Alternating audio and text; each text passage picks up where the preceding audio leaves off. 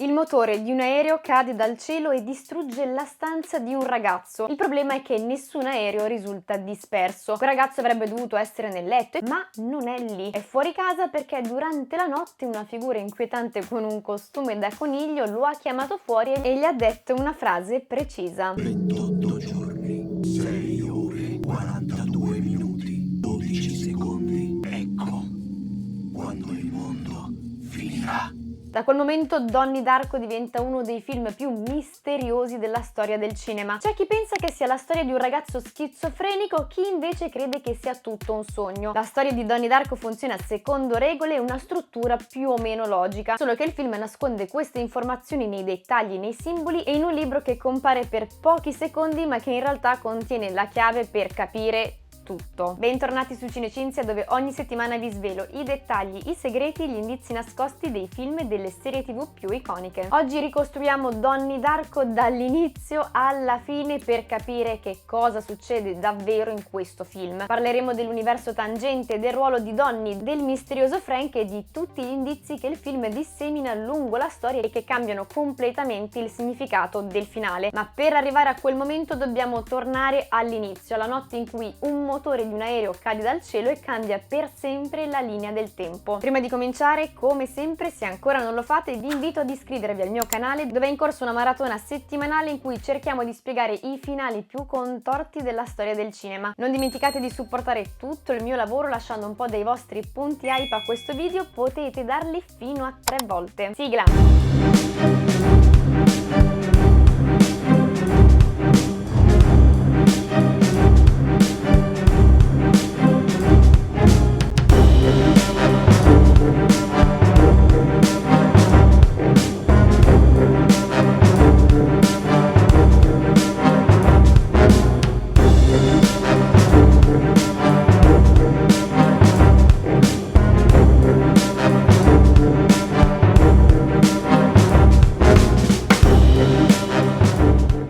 Capitolo 1. La notte che rompe la linea del tempo. Donnie Darko racconta la storia di Donnie, un adolescente brillante e inquieto che vive con la sua famiglia in una tranquilla cittadina americana alla fine degli anni '80. La sua vita è fatta di scuole, di sedute con la terapeuta, discussioni con gli insegnanti e una sensazione costante di non riuscire davvero a trovare il proprio posto nel mondo. Tutto cambia nel momento in cui una serie di eventi inspiegabili inizia a insinuarsi nella sua realtà quotidiana, come se qualcosa nella struttura del tempo avesse smesso di funzionare nel modo in cui dovrebbe. Il primo segnale che qualcosa non torna arriva già nella sequenza iniziale del film. Il film si apre con Donnie disteso sull'asfalto di una strada immerso nel silenzio di un paesaggio naturale che sembra lontanissimo dalla vita suburbana in cui lo vedremo poco dopo. Non ci sono automobili, non ci sono persone, insomma non si capisce perché lui sia lì. Donnie apre gli occhi, si guarda intorno e poi sogghigna. Solo più tardi diventerà chiaro a tutti noi quanto sia decisivo questo momento, perché mentre Donnie sta tornando a casa, nella stanza in cui avrebbe dovuto dormire sta per succedere qualcosa che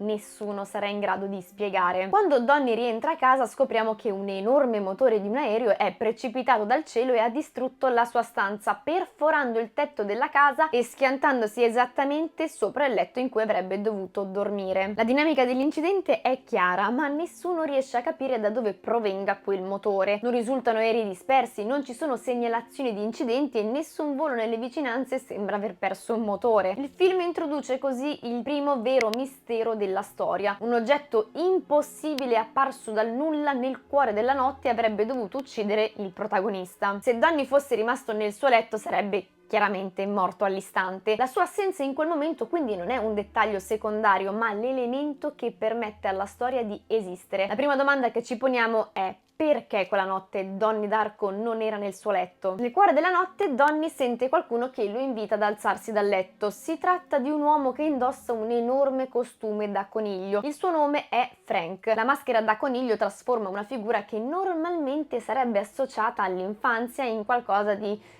profondamente inquieto e minaccioso. Frank ci appare subito come una presenza che sembra appartenere a una dimensione diversa da quella in cui vive Donnie. Durante il loro incontro gli rivela una cosa che cambierà completamente il modo in cui dobbiamo guardare tutto ciò che accade nel film. Gli dice che il mondo presto finirà. È un conto alla rovescia molto preciso e coincide esattamente con la durata degli eventi che vedremo poi svilupparsi in tutta la storia. Da questo momento in poi il film non è più soltanto la storia di un incidente inspiegabile o di un ragazzo che potrebbe avere delle strane visioni, diventa la storia di un tempo che sta scorrendo verso una scadenza inevitabile. Se il motore dell'aereo è un evento impossibile e Frank è una figura che impedisce a Donnie di morire, allora dobbiamo chiederci quale sia il rapporto tra queste due cose. Dobbiamo metterci in testa che non stiamo guardando soltanto un incidente inspiegabile o le visioni di un ragazzo disturbato, stiamo osservando il momento in cui qualcosa interviene nella linea del tempo per salvare una persona precisa. Chiaramente a questo punto il film non ci dà ancora una risposta, ma ci dice che Donnie non è stato salvato per caso, è stato salvato perché deve fare qualcosa. Per capire che cosa però dobbiamo introdurre le regole del mondo in cui si svolge questa storia, regole che il film nasconde in un libro scritto da una donna anziana che vive ai margini della città, Roberta Sparrow, che tutti chiamano Nonna Morte. Capitolo 2: l'universo tangente, la teoria che spiega tutto. La chiave per mettere in ordine tutto questo casino è proprio questo libro che viene dato a Donnie dal suo professore. Il libro si intitola The Philosophy of Time Travel, scritto appunto da Nonna Morte. Nel film la vediamo attraversare lentamente la strada ogni giorno per controllare la cassetta della posta, come se stesse aspettando qualcosa che non arriva mai. La sua presenza sembra quasi inutile, eppure è proprio lei ad aver scritto questo dannato testo che contiene la teoria più importante di tutta la storia. Attraverso questo testo il film suggerisce che gli eventi che stiamo osservando non sono casuali e nemmeno appunto il risultato della mente disturbata di un ragazzo. Esiste una struttura precisa che governa tutto ciò che sta succedendo. Le pagine del libro descrivono una teoria molto particolare sul tempo. Secondo Roberta Sparrow, la realtà in cui viviamo non è sempre così stabile come sembra. In determinate circostanze può formarsi una deviazione temporanea, una sorta di diramazione della linea del tempo che esiste per un periodo limitato prima di collassare. Ed è proprio da questa teoria che emergono due concetti fondamentali per comprendere il film: l'universo primario e l'universo tangente. Allora, facciamo le cose fatte bene, prendiamo la lavagnetta che ho usato anche per spiegare il tempo in Memento.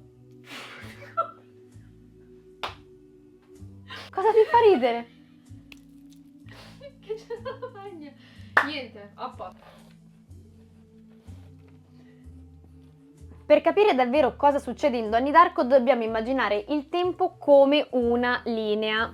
Questa linea rappresenta la realtà normale, quella in cui viviamo tutti i giorni. Gli eventi scorrono in modo ordinato. Ieri, oggi, domani. Le cose accadono una dopo l'altra e il tempo continua ad andare avanti senza interrompersi. Nel libro di Roberta Sparrow questa realtà viene chiamata universo primario. È l'universo principale, la linea del tempo stabile, quella in cui il mondo funziona nel modo in cui dovrebbe funzionare. Se nulla va storto, il tempo continua a scorrere su questa linea senza deviazioni. A volte però può succedere qualcosa di molto raro. Secondo la teoria del libro, in certi momenti il tempo può subire una frattura. È come se la linea del tempo si inclinasse e smettesse di essere perfettamente stabile. E quindi facciamo così. Questo punto rappresenta proprio quel momento, il momento in cui la realtà si rompe. Quando succede questa frattura si crea una deviazione della linea del tempo, una sorta di realtà parallela che si stacca dall'universo principale. Nel libro questa realtà viene chiamata universo tangente. L'universo tangente è una copia instabile del mondo normale. È quasi identico all'universo primario, ma è una realtà temporanea destinata ad esistere solo per un periodo limitato prima di collassare. Secondo la teoria di Roberta Sparrow, un universo tangente non può esistere per sempre. È una realtà fragile, proprio per questo ha una durata limitata. Nel caso della storia di Donnie Darko, questa realtà esiste solo per 28 giorni ed è esattamente il conto alla rovescia che Frank annuncia a Donnie all'inizio del film. Quindi tutto ciò che vediamo nel film, tutta la storia che seguiamo, si svolge dentro a questo universo temporaneo che esiste solo per 28 giorni. Quando nasce un universo tangente succede sempre anche una cosa molto importante. All'interno di questa realtà compare un oggetto impossibile, viene chiamato artefatto e lo mettiamo qui. Un artefatto è qualcosa che non dovrebbe trovarsi lì, qualcosa che non appartiene a quella linea del tempo. Nel caso di Donnie Darko l'artefatto è proprio il motore dell'aereo che cade nella stanza di Donnie. È l'oggetto che segnala che la linea del tempo si è rotta. A questo punto entra in gioco una figura molto particolare, il ricevitore vivente. È la persona scelta per risolvere il problema. È l'unico individuo all'interno dell'universo tangente che ha la possibilità di capire che cosa sta succedendo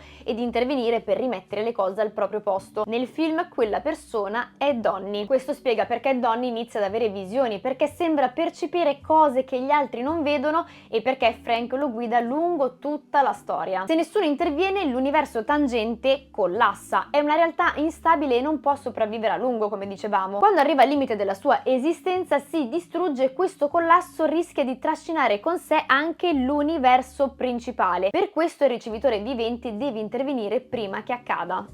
E questa X è il collasso. Cosa succede ora? L'unico modo per chiudere l'universo tangente è riportare l'artefatto nel punto esatto della linea temporale da cui tutto è iniziato. In altre parole, il motore dell'aereo deve tornare indietro nel tempo e ricadere nel momento giusto. Ed è esattamente quello che Donnie deve fare alla fine del film. E quindi qua scriviamo ritorno dell'artefatto. Ecco qui. A questo punto estrapoliamo un attimo il nome di Donnie. Mettiamolo qua. Il libro di Roberta Sparrow spiega anche un'altra cosa importante. Quando nasce un universo tangente, le persone che vivono all'interno di questa realtà iniziano a comportarsi in modo un po' strano. Scriviamo tutti qui. Loro non sono consapevoli di quello che sta succedendo, ma le loro azioni iniziano lentamente a spingere il ricevitore vivente verso il momento in cui dovrà risolvere il problema. Il libro chiama queste persone manipolati viventi. Sono persone normali che senza rendersene conto diventano parte di un meccanismo molto più grande di loro. Se guardiamo il film con questa idea in mente, molte cose effettivamente iniziano ad avere un po' più senso. Gretchen entra nella vita di Donnie proprio nel momento giusto. I professori lo spingono a riflettere sul tempo e sul destino e Jim Cunningham provoca una serie di eventi che porteranno la madre di Donnie ad accompagnare Samantha a Los Angeles. Nessuno di loro in realtà sa cosa stia succedendo davvero, eppure tutti stanno contribuendo in qualche modo a portare Donnie verso il momento finale della storia. Ma ovviamente non è finita qui, pensiamo a Frank. Il libro descrive anche un'altra categoria di personaggi, sono i manipolati morti. Sono persone che muoiono all'interno dell'universo tangente e che dopo la morte possono influenzare gli eventi per aiutare il ricevitore vivente, quindi Donnie, a completare la sua missione. Ed è esattamente quello che succede con Frank. Alla fine della storia Donnie uccide Frank con un colpo di pistola nell'occhio. In quel momento Frank diventa un manipolato morto. Questo significa che Frank può muoversi attraverso il tempo e guidare Donnie verso le azioni che devono accadere. Per questo lo vediamo all'inizio del film con il costume da coniglio, mentre lo chiama fuori di casa e gli dice che il mondo finirà tra 28 giorni. Frank sta cercando di assicurarsi che Donnie arrivi esattamente al momento in cui dovrà chiudere l'universo tangente. Ora torniamo su questa linea. A questo punto dobbiamo tornare al mistero che ha dato inizio a tutto, il motore dell'aereo. Nel film a un certo punto scopriamo che la madre di Donnie sta viaggiando proprio su un aereo durante gli eventi finali della storia ed è proprio da questo maledetto aereo che proviene il motore. Alla fine del film il motore che cade nella stanza di Donnie non arriva da un aereo qualsiasi, arriva dall'aereo della madre che si trova nel cielo 28 giorni dopo. Quindi lo colleghiamo così. Ed è qui che nasce il paradosso più interessante di tutto il film. Alla fine della storia Donnie usa i poteri che aveva sviluppato all'interno dell'universo tangente per rimandare il motore dell'aereo indietro nel tempo. Il motore torna così al momento iniziale della storia e cade nella sua stanza. Questo crea un paradosso temporale molto particolare. Il motore esiste perché Donnie lo rimanda indietro nel tempo, ma Donnie può mandarlo indietro nel tempo solo perché il motore paradossalmente è già caduto all'inizio del film. È un oggetto che esiste senza però avere una vera origine. Nel momento finale dell'universo tangente succede anche un'altra cosa. Nel cielo sopra la casa dei Darko si forma una specie di vortice gigantesco. È come una sorta di tunnel temporale, quello che in fisica teorica verrebbe chiamato wormhole. Il wormhole è il punto di collegamento tra l'universo tangente e l'universo primario. è la porta attraverso cui l'artefatto può tornare indietro nel tempo e rientrare nella linea temporale principale. Questo significa che il motore dell'aereo non è che casca semplicemente dal cielo, ma viene letteralmente risucchiato attraverso questo tunnel temporale e così può essere rimandato all'inizio della storia. Tradotto, per 28 giorni esiste una copia difettosa della realtà. Dentro questa copia appare un pezzo di futuro che non dovrebbe esserci. Donnie è l'unico che può rimetterlo a posto e tutti, vivi o morti, lo spingono verso quel momento. Questo è lo schema finale. Voilà.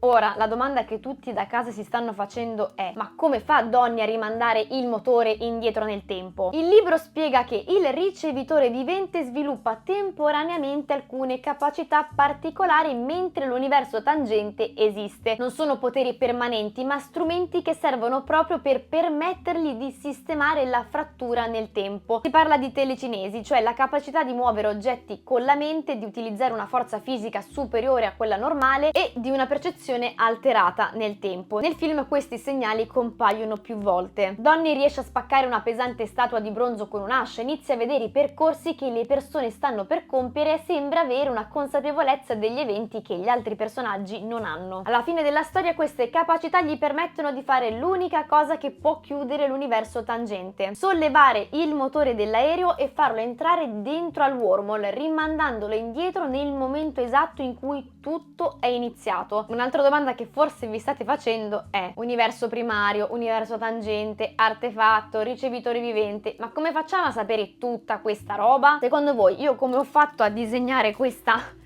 lavagna e mettere in ordine tutta questa teoria? Ho semplicemente visto il film una volta e mi è parso tutto chiarissimo? Ovviamente no, ed è per questo motivo che io, amici, detesto questo film. Mi ha fatto cagare la prima volta che l'ho visto e non mi è piaciuto nemmeno nei successivi rewatch. Questo perché il film in realtà non spiega praticamente nulla di tutto questo in modo esplicito. Il libro di Roberta Sparrow compare per pochi secondi, alcune pagine si intravedono quando Donnie lo legge, ma sono veramente frammenti brevissimi. Non c'è mai una scena in cui qualcuno si mette davvero a spiegare come funziona questo sistema. Gran parte della teoria, infatti, è stata ricostruita dopo l'uscita del film. Quando Donnie Darko uscì nel 2001 venne creato un sito ufficiale pieno di documenti fittizi dell'universo di questa storia. Dentro quei materiali comparivano anche le pagine complete del libro The Philosophy of Time Travel ed è lì che il pubblico ha potuto leggere per la prima volta tutta questa teoria dell'universo tangente. Qualche anno dopo poi uscì anche la director's cut del film, in cui alcune pagine del libro vengono mostrate tra una scena e l'altra, rendendo un po' più espliciti alcuni concetti. Quindi no, non è che queste informazioni saltano fuori così magicamente guardando il film una volta sola, ed è questa la cosa che mi fa imbestialire. Però ora siamo qui e quindi continuiamo a ballare. Capitolo 3: chi è davvero Frank? A questo punto però c'è ancora un elemento del film che non abbiamo ancora davvero spiegato. Perché Donnie viene guidato proprio da quella figura con il costume da coniglio? Frank è il personaggio che mette in moto tutta la storia. È lui che chiama Donnie fuori di casa la notte in cui il motore dell'aereo cade nella sua stanza. È lui che pronuncia il conto alla rovescia dei 28 giorni. Ed è ancora lui che nel corso del film continua a comparire davanti a Donnie suggerendogli che cosa deve fare: allagare la scuola, bruciare la casa di Jim Cunningham, seguire una serie di eventi che sul momento sembrano incomprensibili. Per buona parte del film lo spettatore è portato a interpretare Frank come una semplice allucinazione. Donnie è in terapia, assume farmaci e manifesta comportamenti sempre più strani. L'idea che quella figura possa essere soltanto una proiezione della sua mente sembra anche una spiegazione plausibile, ma questa interpretazione inizia a inclinarsi quando osserviamo alcuni dettagli che il film inserisce con molta attenzione. Frank non si limita a parlare con Donnie, gli fornisce infatti informazioni che Donnie non potrebbe conoscere da solo. Gli indicazioni che a prima vista non hanno alcun senso, ma che in realtà producono conseguenze precise. Pensiamo all'allagamento della scuola, che porta alla scoperta del passato e del presente criminale di Jim Cunningham. L'arresto di Cunningham si collega al viaggio organizzato a Los Angeles per accompagnare Samantha a una gara di danza, e quel viaggio è esattamente la ragione per cui negli ultimi momenti della storia la madre di Donnie si trova su un aereo insieme alla figlia. A quel punto diventa chiaro che Frank non è che sta agendo a caso, ma sta guidando Donnie lungo una catena di eventi che devono necessariamente accadere. La vera identità di Frank viene rivelata soltanto alla fine del film. Gretchen viene investita da un'auto, alla guida c'è proprio Frank. È il fidanzato della sorella di Donnie e indossa ancora il costume da coniglio della festa di Halloween. Donnie che cosa fa? Reagisce sparando al guidatore e il colpo lo colpisce esattamente nell'occhio. A questo punto capiamo che Frank è uno dei manipolati morti di cui parlava anche il libro. In altre parole, il Frank che guida Donnie all'inizio del film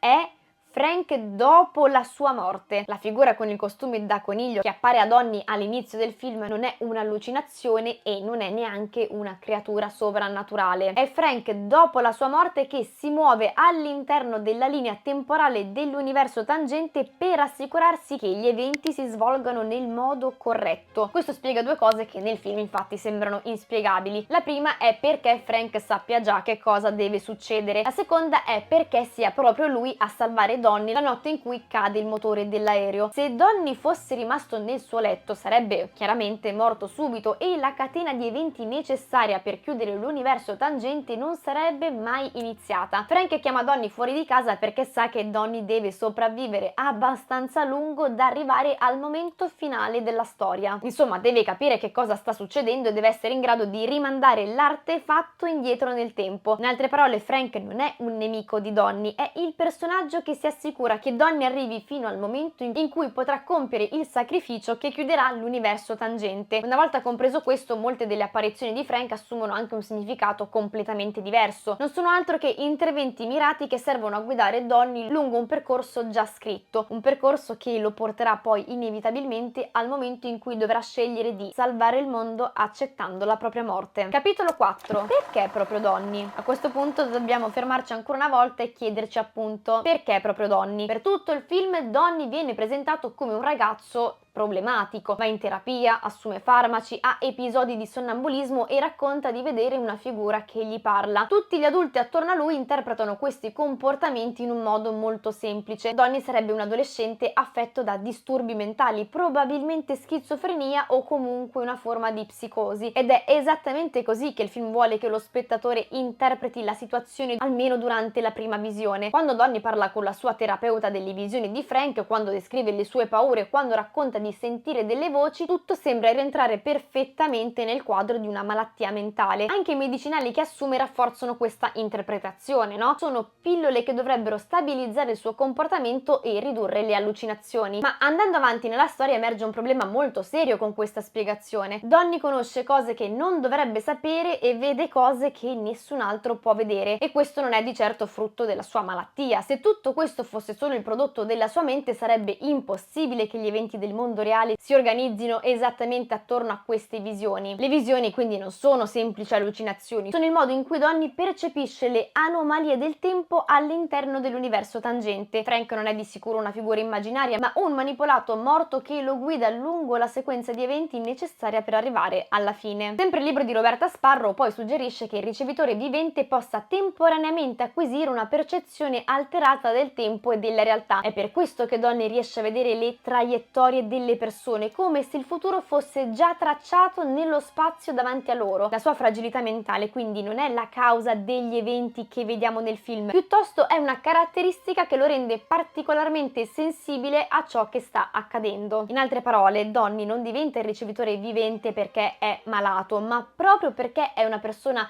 instabile, isolata e profondamente inquieta, riesce a percepire qualcosa che per gli altri rimane completamente invisibile. Questo non significa però che Donnie capisca subito tutto quello che sta succedendo, anzi per buona parte del film lui procede anche per tentativi, segue le indicazioni di Frank, però non è che ne comprende appieno il senso, compie azioni che sembrano assurde e cerca lentamente anche lui di rimettere insieme i pezzi della storia. Solo negli ultimi momenti dell'universo tangente inizierà a intuire quale sia davvero il suo ruolo, e cioè che l'unico modo per rimettere a posto la linea temporale è permettere che il motore dell'aereo torni indietro nel tempo nel punto esatto in cui tutto è iniziato. Quello che Donnie scopre però è anche la parte più tragica della storia, perché se il motore deve cadere di nuovo nella sua stanza significa che questa volta lui dovrà essere lì, ma su questo ci torniamo nel capitolo finale. Capitolo 5: i dettagli e gli indizi nascosti. Come sempre in ogni mio video spiegazione passiamo alla parte sui dettagli e gli indizi nascosti nel film. Un dettaglio visivo riguarda le strutture liquide che Donnie inizia a vedere uscire dal petto delle persone. Nel film queste forme appaiono come una specie di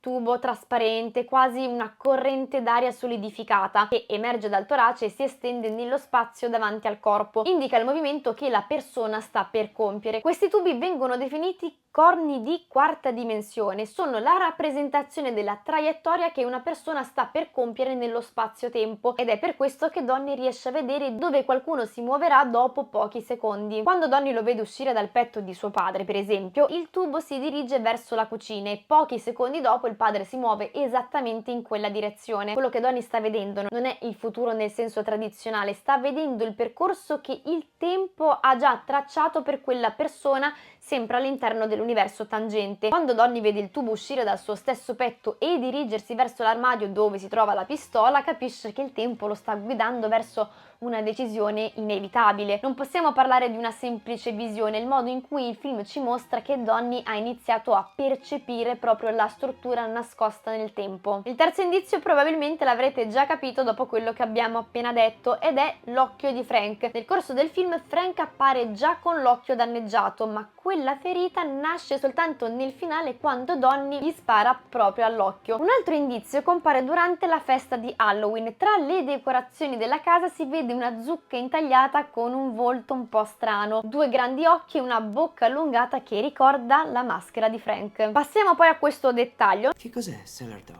A un certo punto la professoressa, interpretata da Drew Barrymore, dice: un famoso linguista un giorno scrisse che fra tutte le espressioni nella letteratura inglese, fra tutte le infinite combinazioni di parole utilizzate nella storia, Cellar Door è senz'altro la più bella. Una delle combinazioni più belle di tutta la lingua inglese, indipendentemente dal loro significato. Cellar Door. La porta della cantina. Cellar door significa letteralmente porta della cantina, cioè una porta che conduce a uno spazio nascosto della casa, un luogo generalmente isolato dal resto dell'edificio, e questa potrebbe essere una metafora della struttura stessa del film, perché dietro la superficie della storia esiste un altro livello, una specie di spazio nascosto dove operano regole diverse. Capitolo 6: il finale di Donnie Darko spiegato. Arrivati a questo punto possiamo finalmente tornare agli ultimi minuti del film, perché è qui che tutti gli elementi che abbiamo analizzato iniziano a incastrarsi tra di loro. La sequenza finale inizia nella notte di Halloween. Donnie e Gretchen stanno tornando verso casa dopo la festa quando accade uno degli eventi più tragici di tutta la storia. Come abbiamo visto, Gretchen viene investita dall'auto guidata da Frank. La morte di Gretchen è il momento che cambia completamente il destino della storia. Donnie reagisce sparando al guidatore, colpisce Frank nell'occhio e lo uccide sul colpo. Ed è proprio in quel momento che Frank diventa ciò che il libro di Roberta Sparrow chiama i manipolati morti. Dopo questo evento Donnie sembra finalmente comprendere che cosa sta succedendo. Porta il corpo di Gretchen sulla collina da cui all'inizio del film lo avevamo visto osservare la città dall'alto. Da lì guarda il cielo mentre vede che sopra la sua casa inizia a formarsi un fenomeno enorme e innaturale. Nel cielo compare una gigantesca spirale di nuvole, una sorta di vortice che si apre sopra l'intera città. Quello che stiamo vedendo è il momento in cui l'universo tangente sta collassando. Il vortice rappresenta il wormhole, il punto di collegamento tra l'universo tangente e la linea temporale principale. È il passaggio attraverso cui l'artefatto deve ritornare indietro nel tempo, come vi spiegavo appunto nel capitolo 2 di questo video. A questo punto Donnie ha ormai capito quale sia il suo ruolo,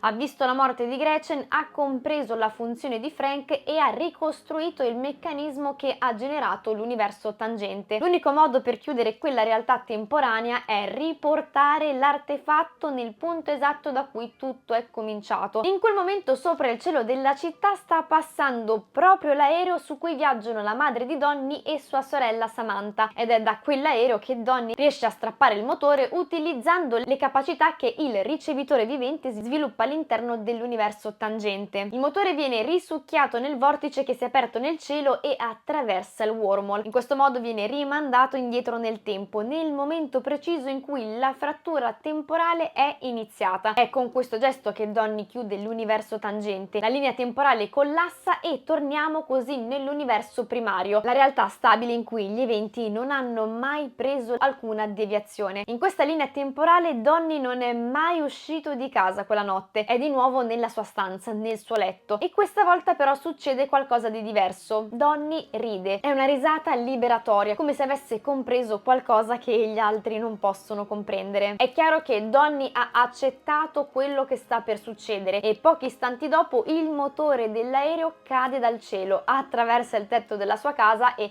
si schianta esattamente nella sua stanza, uccidendolo. È il sacrificio che permette alla linea temporale principale di rimanere stabile. Donnie accetta la propria morte per impedire che l'universo tangente collassi, trascinando con sé l'intero mondo. Se Donnie vive, il mondo smette di esistere. Se invece Donnie smette di esistere, il mondo continua a vivere. Subito dopo il film mostra una serie di brevi scene dei personaggi che abbiamo conosciuto durante la storia. Molti di loro si svegliano nel cuore della notte, come se avessero fatto un incubo. Jim Cunningham appare agitato nel suo letto. Frank si tocca l'occhio come se avvertisse un dolore improvviso. Nessuno di loro ricorda realmente ciò che è accaduto nell'universo tangente, ma è come se una traccia emotiva di quegli eventi fosse comunque rimasta nella loro memoria. L'ultima scena del film riguarda Gretchen. In questa linea temporale Gretchen non ha mai incontrato Donnie. La vediamo passare davanti alla casa dei Darko quando vede l'ambulanza e chiede a un bambino chi fosse il ragazzo morto quella notte. Lui le risponde: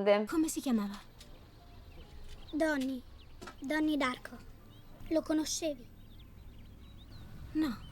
Gretchen poi, in modo quasi istintivo, alza la mano e saluta la mamma di Donnie, che in modo confuso ricambia il saluto. Anche se quella realtà è stata cancellata, qualcosa sembra essere rimasto. Non un ricordo preciso, ma una sensazione, come se le persone coinvolte avessero vissuto quella storia in un sogno di cui non riescono più a ricordare i dettagli. Il mondo è stato salvato, ma la persona che ha reso possibile tutto questo è l'unica che non potrà mai viverlo. Probabilmente a questo punto vi state chiedendo: ma perché Donnie deve morire per forza? Nell'universo tangente Donnie vive 28 giorni in cui vede esattamente dove porta quella deviazione del tempo. Gretchen muore, Frank muore, la sua famiglia è coinvolta in una catena di eventi tragici e tutto nasce dal fatto che quella notte lui non era nel suo letto. Quando Donnie rimanda il motore indietro nel tempo e la linea temporale torna all'universo primario, lui si ritrova di nuovo nella notte iniziale. Il motore sta per cadere esattamente nello stesso punto. In teoria potrebbe succedere di nuovo la stessa cosa. Frank potrebbe chiamarlo fuori di casa e lui potrebbe salvarsi un'altra volta, ma ora Donnie sa cosa succede se sopravvive. Se lui esce dalla stanza, la storia che abbiamo visto nei 28 giorni può ripetersi. Gretchen potrebbe incontrarlo di nuovo, ma anche morire di nuovo. Frank potrebbe finire nello stesso incidente. Insomma, quella catena di eventi potrebbe ricominciare da capo. Restando nel letto invece succede l'opposto. Il motore cade, Donnie muore subito e tutta la deviazione temporale che abbiamo visto non ha più motivo di esistere. Gretchen non lo incontrerà mai, Frank non verrà mai ucciso da lui e il mondo torna alla sua linea temporale normale. Quindi la verità è che Donnie non deve morire perché l'universo lo richiede in qualche modo, ma Donnie sceglie di non salvarsi perché ha visto che cosa succede quando lo fa. Ha visto il prezzo di quella sopravvivenza ed è per questo che ride poco prima che il motore cada, non perché sia impazzito, diciamo, ma perché finalmente ha capito tutto. L'unico modo per evitare che quella tragedia si ripeta